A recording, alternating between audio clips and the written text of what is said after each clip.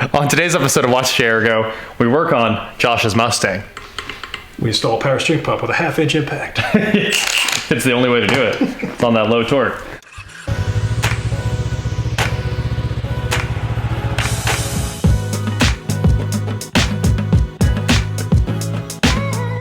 What is going on, guys? I'm Watch Share Go, and today we're here with Josh's Foxbody. If you guys remember the last time you saw this car, we pulled the engine in and out in about, well, one day out, one day back in, and, you know, swapped the cam, made it drivable, and now it is very drivable. But he had no power steering, and at some point that old power steering pump must have just bit it. So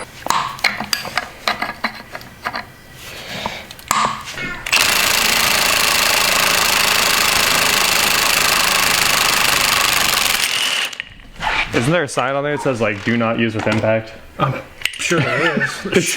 It's the only way to ever do this. It never works without it. That would have been a 20-minute Yeah, with the wrenches, torture experience. No doubt. Well, let's get this power steering pump off here and go get a new one. We just went to the parts store, picked up a replacement pump, and got the fluid drained out, which looks nasty. So now we're going to get this one all back in, put the power steering pulley installer on it, button all that back up. And there's a few more things for drivability because Josh wants to work on the Trailblazer and he needs to work on the Trailblazer. Basically, the point was to make this drivable so the Trailblazer would be undrivable. So he's got a whole bunch of BTR stuff to make the Trailblazer absolutely outrageous now that this thing is pretty streetable.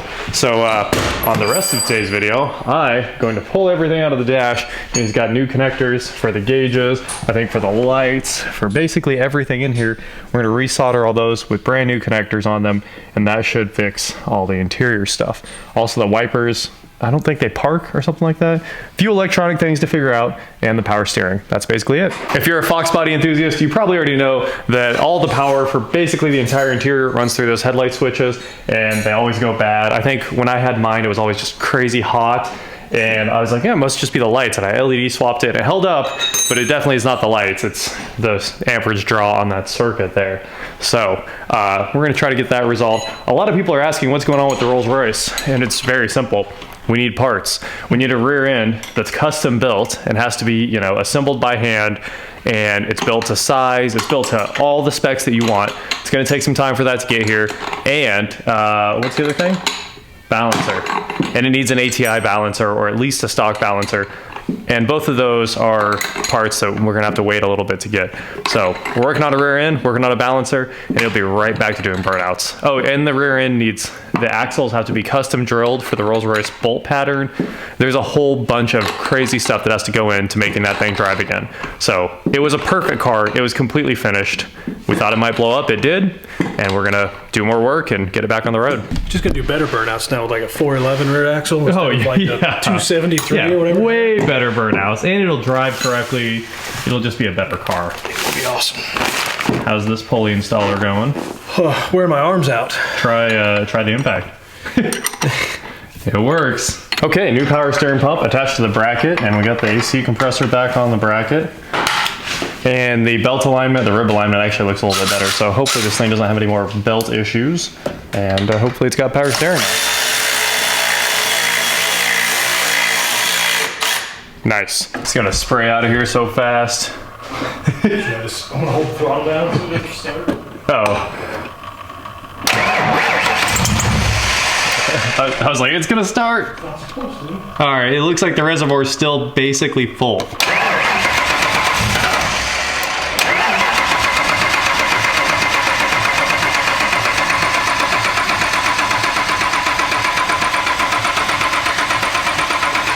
You got most of it. It went way down. It's so loaded up on fuel.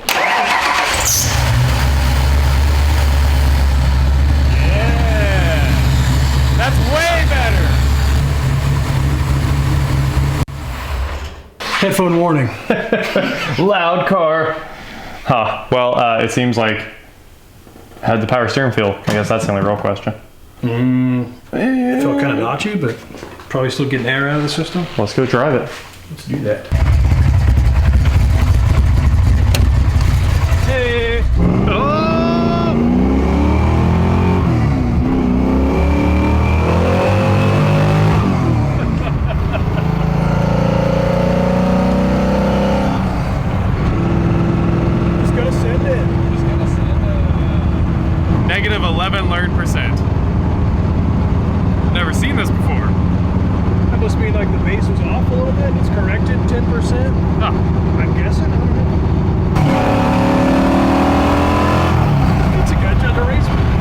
went out and had a bunch of fun with this thing. It can do a rolling burnout for a very, very, very long way. Now it's time to replace all the connectors basically, except for the ignition switch going into the steering column, because all the power for the car runs through there, and the gauge lights don't work. So there's all the new connectors. I'm gonna go ahead and cut these back pretty far to about make the pigtail about that long, and then start cutting everything out of the car, putting it back together, and soldering and heat shrinking it with, basically it'll have brand new connectors all the way through. And hopefully that fixes all the issues with the interior lights here, and really just all the issues. Okay, one connector done here. That one's wrapped up. Already starting on this connector. Got 5 wires left over there, and then tons of wires on this connector, which is right here. So we're getting it done. Josh is trying to adjust the headlights, so I need to plug this in. But where does it go? This looks like one of the main power connectors. Wow, that fits tight. Do you have headlights? Yes. I do. I wonder if you have gauge lights. I don't see the cluster lights yet.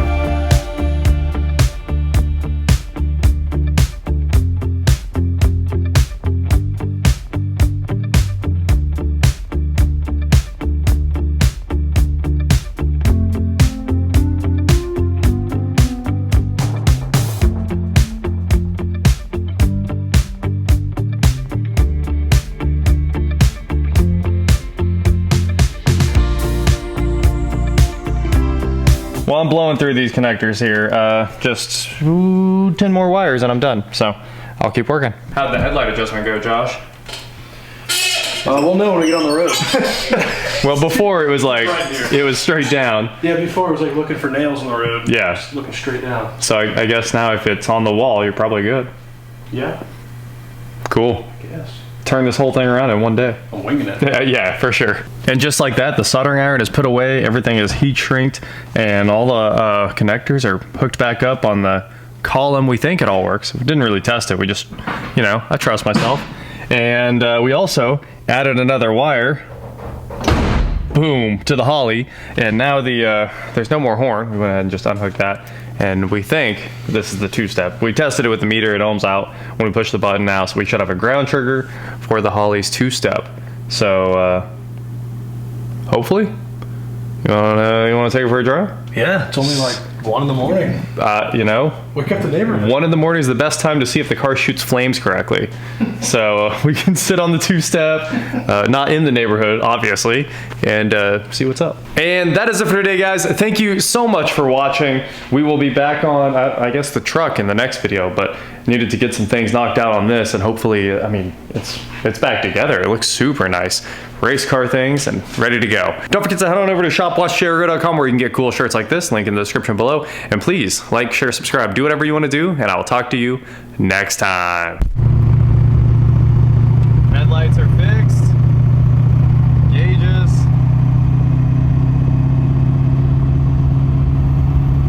There's dash lights, the radio dims.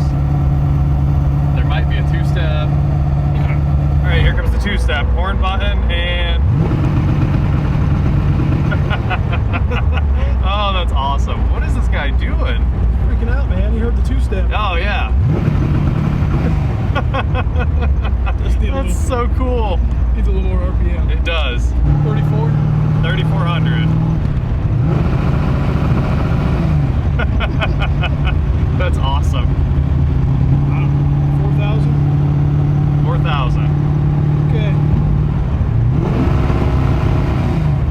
That's pretty beast mode in 4,000.